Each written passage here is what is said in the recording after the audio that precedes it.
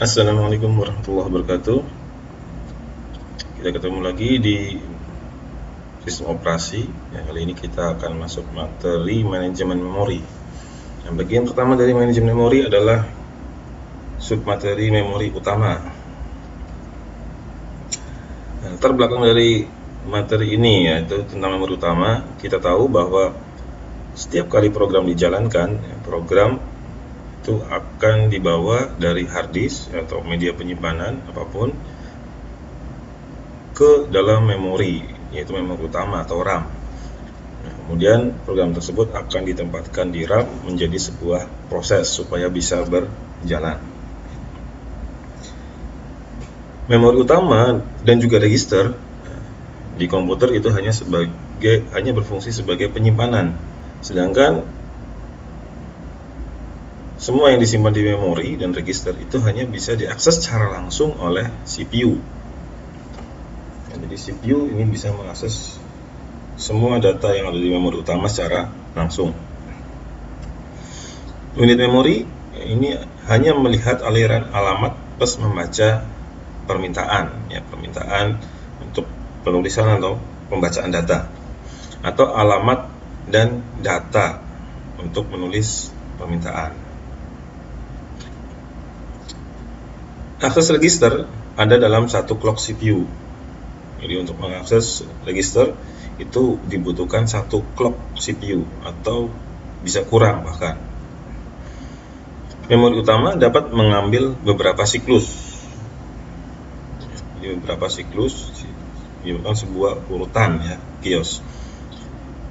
Cache memory ini sudah pernah dibahas di Orcom, ini berada di antara memori utama dan register CPU. Memori membutuhkan perlindungan yang digunakan untuk memastikan operasi berjalan dengan benar. Di mana untuk mengakses memori ini ada yang namanya base and limit register. Ini adalah sebuah sepasang nomor, ada base dan limit. Ini yang mendefinisikan alamat logis atau sebuah memori. CPU ketika akan mengakses memori, dia harus memeriksa berapa nomor base dan limitnya. Jadi untuk memastikan bahwa proses yang dia akses itu di antara base dan limit. Base adalah nomor awal dari suatu proses, atau alamat awal dari sebuah proses. Limit adalah jumlah ukuran dari proses. Sehingga base itu akan menunjuk alamat awal dan limit menunjuk alamat akhir. Misalnya di sini base-nya 300.040. Nah, maka proses ini berawal dari alamat 300.040. Kemudian limitnya adalah 120.900. Maka alamat akhirnya adalah tinggal dijumlahkan 300.040 ditambah 120.900. Sehingga alamat akhir dari proses ini adalah 420.940. Sehingga sistem operasi ketika akan memanggil perintah atau data dari proses ini, dia tidak akan membaca alamat di luar base dan limit. Nah, dari sisi hardware, ini ada proteksi untuk memastikan bahwa CPU itu hanya akan mengakses proses tersebut di antara base dan limit. Jadi ketika CPU akan membaca alamat memori, dia akan mengecek apakah alamatnya ada di antara base atau lebih besar dari base. Kalau lebih besar dari base, maka bisa dilanjut. Kalau tidak, maka akan dihentikan Nah, kalau sudah dicek ternyata sudah lebih besar dari base-nya, maka akan dicek lagi apakah lebih kecil dari base plus limit alamat yang akan diakses. Kalau lebih kecil dari base dan limit, maka CPU baru bisa membaca apa yang ada di memori, memori dari proses tersebut. Ini untuk proteksi bahwa CPU hanya akan membaca isi memori di antara base dan limit sebuah proses tersebut. Nah, alamat yang digunakan oleh sebuah proses ya, itu ada di mana ya, atau ditentukan saat kapan ya. Nah, ketika program dibawa ke memori ya, saat dieksekusi, ini akan membentuk sebuah antrian input ya, input memori. Sebagian besar sistem operasi membolehkan sebuah proses user, program aplikasi katakanlah, untuk diletakkan di sembarang tempat dari memori fisik, sehingga meskipun alamat komputer itu diawali dari alamat memori ya, diawali dari nol, proses yang pertama kali dijalankan itu belum tentu dimulai dari nol ya, base-nya belum tentu dari nol. Nah, pada beberapa kasus program user akan melakukan beberapa langkah sebelum dieksekusi ya, sehingga bisa mendapatkan alamat memori. Ada alamat source code ya, biasanya berupa simbolik. Sebuah komputer biasanya melakukan pengikatan alamat simbolik ya, atau simbolik address ke alamat yang bisa dipindah-pindah. Kemudian ada linker atau loader yang mengikat dari relocation address ya, ke alamat yang tetap atau alamat absolut. Nah, misal alamat yang tetap misalnya sudah jelas 74014 itu adalah alamat yang pasti ya.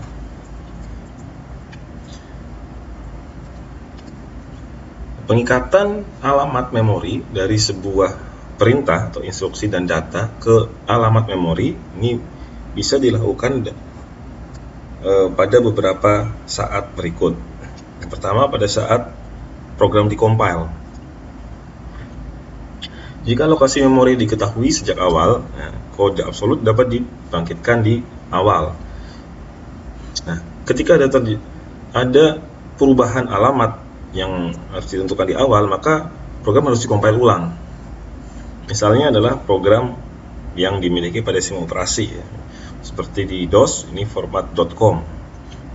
Nah, ini program ini memiliki alamat yang tetap di memori dan alamatnya sudah ditentukan saat program dikompil ya. Format.com ini adalah program memiliki kode absolut yang alamatnya sudah diikat atau binding ya, saat program dikompil. Kemudian binding berikutnya adalah saat program dimuat, di load atau load time. Nah, ini saat program dijalankan ya, ini akan dibangkitkan kode relokasi jika ternyata memang program tersebut belum ditentukan saat dikompil. Ini umumnya seperti ini programnya.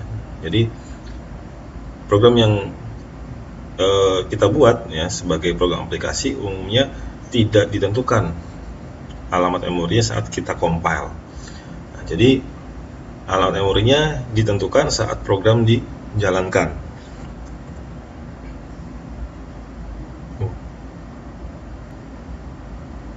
Kemudian yang ketiga adalah execution time. Jadi saat program sudah dieksekusi. Nah, peningkatan ditunda sampai waktu eksekusi jika proses dapat dipindahkan selama eksekusi dari sebuah segmen memori ke segmen memori lain. Jadi saat program sudah dieksekusi, bisa saja program tersebut membutuhkan program lain ya, atau membangkitkan proses lain, sehingga proses tersebut akan menggunakan ruang memori yang lain ya, sehingga di situ dibutuhkan alamat baru yang digunakan oleh tambahan proses tersebut. Ruang memori ini terbagi antara logical address space dan physical address space. Logical address space adalah ruang alamat memori logis ya. Kemudian physical address space adalah ruang alamat fisik atau ruang alamat yang ada di memori yang sebenarnya ya. Kalau logis itu yang dibaca oleh CPU. Dan pembagian ruang alamat ini merupakan konsep yang digunakan oleh mayoritas sistem operasi. Nah, logical address space ini dihasilkan oleh CPU yang biasanya disebut dengan virtual address. Nah, physical address ini adalah alamat yang sebenarnya yang terlihat oleh memori. Jadi memori membacanya adalah sebagai alamat fisik. Hasil skema waktu kompilasi dan waktu pengikatan binding alamat ya, untuk alamat logis dan alamat memori adalah sama, jadi waktunya bersamaan. Tapi hasil skema waktu pengikatan alamat saat eksekusi itu bisa beda. Nah, karena alamat logis sering disebut sebagai alamat maya ya, atau virtual address. Jadi saat binding saat waktu eksekusi atau saat program sudah berjalan, ini waktu yang dibutuhkan bisa berbeda antara binding untuk logical address dan physical address. Himpunan dari semua alamat logika yang dibangkitkan atau bindingnya dan alamat fisik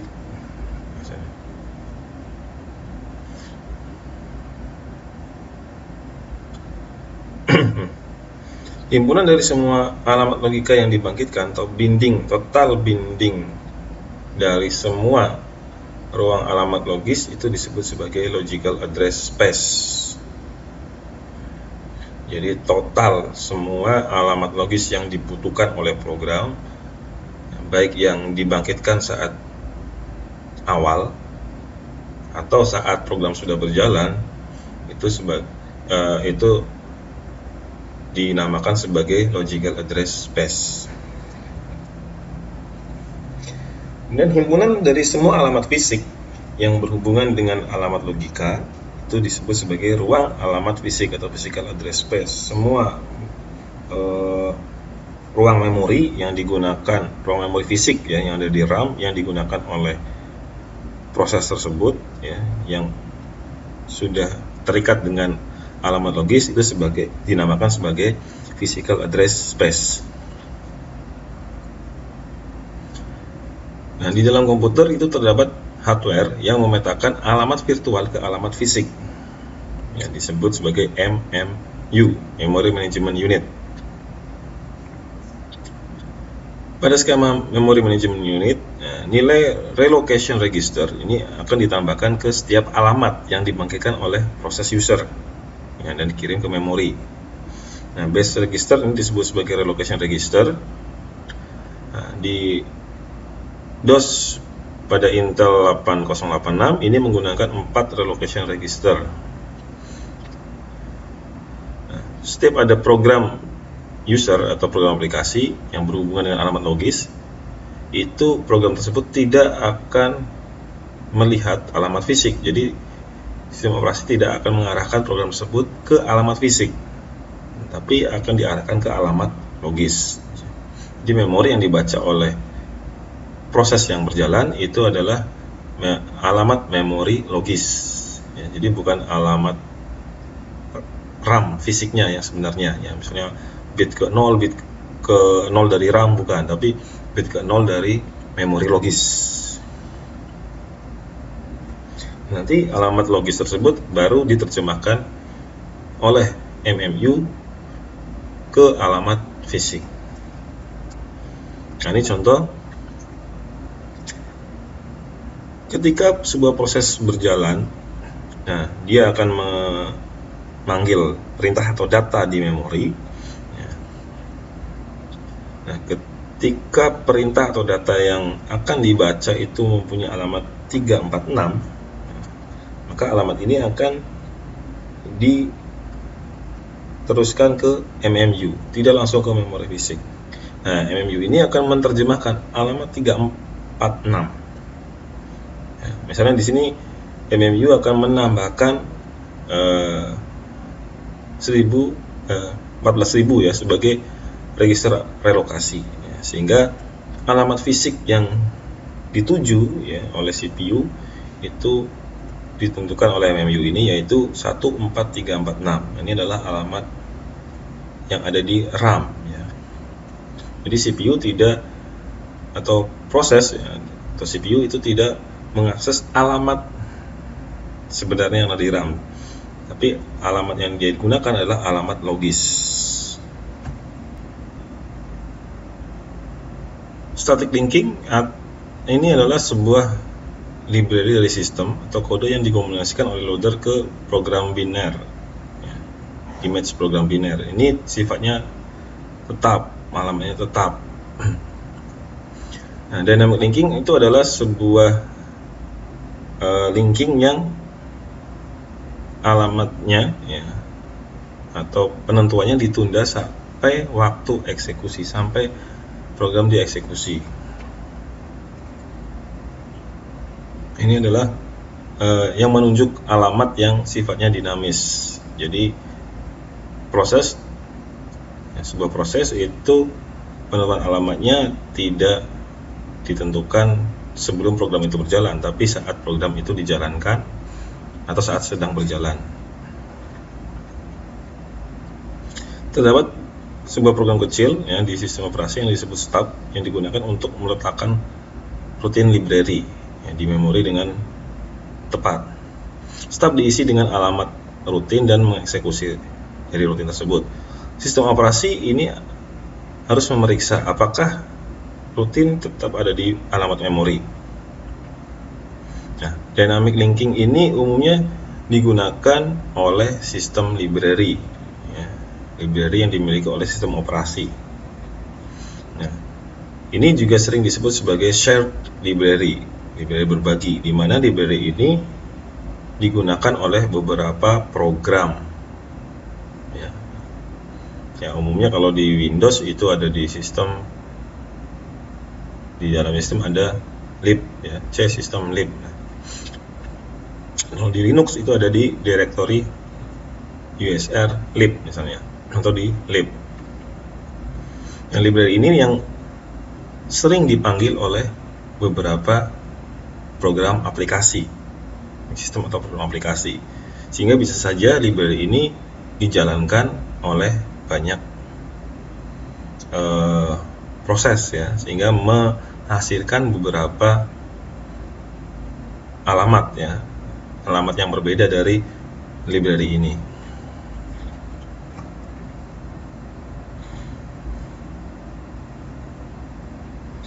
Ada beberapa pertimbangan untuk mempatch sebuah sistem library. Umumnya sistem library dipatch atau ditambahkan ketika program ditambahkan atau ketika sistem operasi diperbarui atau diupdate, atau diupdate versinya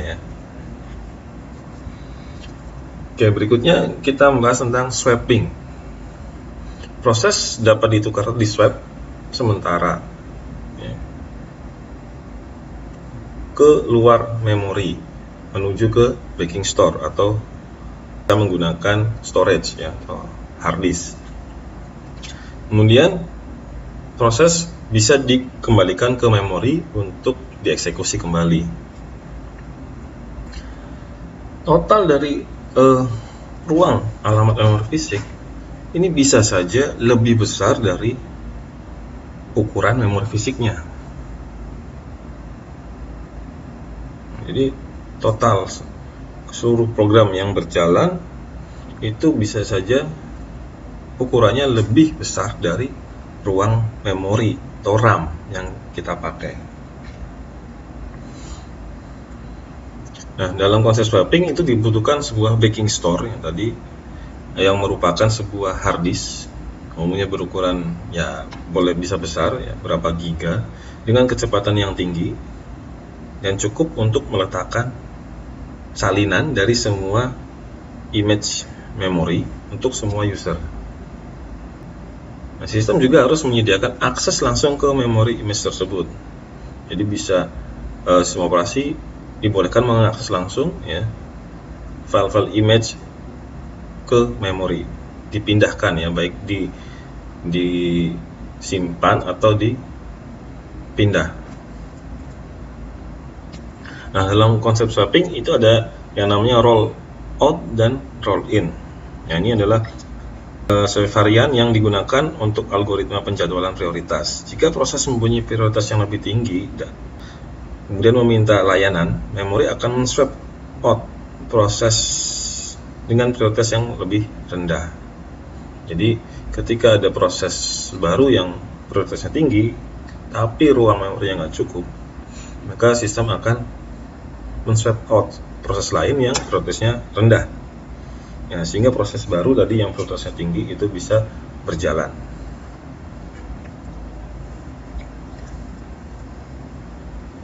Nah, bagian besar dari waktu swap adalah waktu transfer, ya, yaitu transfer yang dibutuhkan dari memori ke storage, ya, atau backing store tadi. Jadi semakin sering terjadi swapping, maka ya itu akan terasa, ya, penyimpanan dan pembacaan, ya, yang ada di store-nya itu membutuhkan waktu yang besar. Kita tahu hard disk itu kecepatan bacanya tidak secepat memori. Sistem operasi juga memelihara antrian ready dari sebuah proses, terutama proses yang ada posisinya ada di image di hard disk, ya. Itu juga harus dipelihara antrian ready-nya. Umumnya proses yang sudah dikeluarkan dari memori ke hard disk ini akan menukar kembali ke ruang memori yang sama saat sebelum proses di swap out atau dikeluarkan. Ya, jika proses pengikatan dilakukan pada saat waktu loadnya atau dimuat, maka proses tidak akan berpindah ke lokasi yang beda. Ketika binding memorinya terjadi saat load time, maka proses tidak akan dipindah, ya, setelah di swap out tidak akan dipindah ke lokasi yang berbeda. Tapi ketika pengikatan atau binding alamat memorinya terjadi saat execution time, yaitu saat program sudah dieksekusi, maka kemungkinan proses bisa ditukar ke alamat yang berbeda.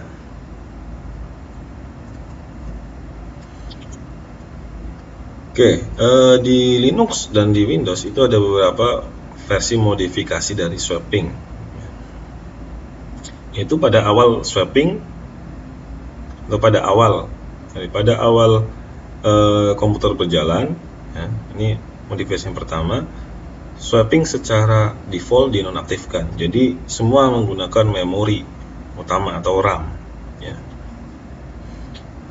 Swapping itu baru dimulai ketika permintaan memori sudah melebihi batas atau melebihi jumlah memori, ya, baru swappingnya diaktifkan.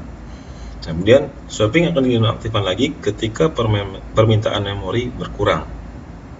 Jadi swapnya terjadi ketika permintaan penggunaan memorinya itu sudah melebihi memori yang sebenarnya, itu baru diaktifkan. Ini beberapa modifikasi dari swapping. Ini adalah skema dari swapping. Ini adalah bagian kiri adalah memori utama. Nah, di sini ada sistem operasi bagian awal, kemudian user space itu yang digunakan oleh program aplikasi bagian bawah. Nah, ketika ada proses yang datang, ya, kemudian memorinya tidak mencukupi, ya, maka ada sebuah proses yang akan di swap out. Nah, sehingga proses baru itu bisa masuk ke memori. Atau ketika ada proses yang sudah di swap akan dieksekusi kembali, ya, maka ketika RAM-nya tidak cukup, ada proses lain yang di swap out juga. Misalnya proses 1 di swap out sehingga proses 2 bisa masuk ke memori lagi, di swap in sehingga proses 2 bisa berjalan kembali. Nah, ini terjadi misal ketika kita menjalankan program yang cukup banyak, cukup besar, ya, kemudian ada beberapa program yang kita minimize misalnya sehingga tidak ada eksekusi. Kemudian kita buka program baru, padahal memori yang digunakan sudah di ambang batas, ya, memori 1 GB total jumlah program yang berjalan itu sudah hampir 1 GB. Ketika kita membuka program baru lagi yang ukurannya katakanlah 200 MB, maka sistem operasi akan men-swap out satu proses atau beberapa proses, ya. Khususnya adalah proses dari program-program yang tidak dalam kondisi running, ya, misalnya yang kita minimize dan sebagainya, Office-nya kita minimize, dan akan di swap out. Kemudian proses baru tadi bisa dijalankan, ya, yang ukurannya 200 MB. Nah, kemudian ketika proses yang mengalami swap out kita buka lagi atau kita restore, ya, tadi kan sudah di minimize, di restore, nah, maka sistem operasi akan swap in proses tersebut dari storage ke memori. Itulah kenapa ketika kita membuka kembali program yang sudah berjalan tadi terasa lambat, ya, karena sistem operasi akan memanggil proses tersebut dari hard disk. Ya, hard disk ini secara umum, ya, lebih lambat dari memori, kecuali kita menggunakan SSD, ya, yang kecepatnya tidak terlalu jauh dari RAM. Nah, pada sistem mobile umumnya swapping tidak didukung, ya, di awal, ya, untuk mobile awal itu tidak didukung konsep swapping karena menggunakan flash memory, jumlah ruang toromnya juga kecil, ya, di sistem mobile awal, recycle-nya juga terbatas,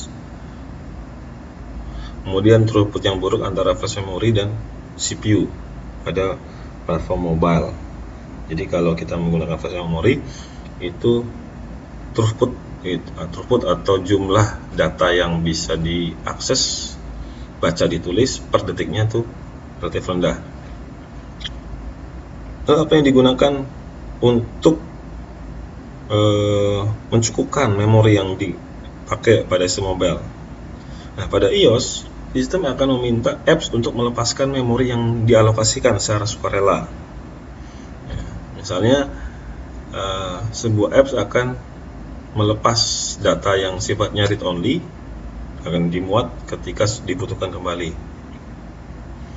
Kemudian kegagalan ketika pembebasan memorinya gagal, nah, ini bisa menyebabkan aplikasi tersebut mati. Nah, pada Android sistem akan mematikan apps jika memori yang bebas sedikit atau memori yang kosong sedikit, tapi sebelum dimatikan, ya, sistem akan menyimpan kondisi aplikasi tersebut. Nah, sehingga ketika program akan di restart, nah, sistem mengetahui kondisi terakhir dari program tersebut. Jadi di awal baik iOS atau Android itu tidak mendukung swapping, tapi di awal sudah mendukung paging. Paging itu apa nanti akan dibahas. Tapi untuk sistem yang sekarang, sistem mobile yang sekarang, kita bisa melihat